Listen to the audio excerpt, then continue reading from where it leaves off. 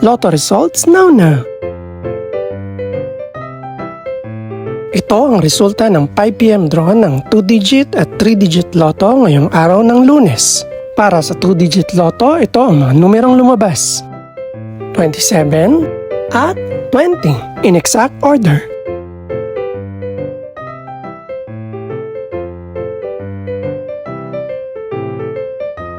Para naman sa 3-digit lotto, ito ang mga numerong lumabas: 6, 9 at 1 in exact order.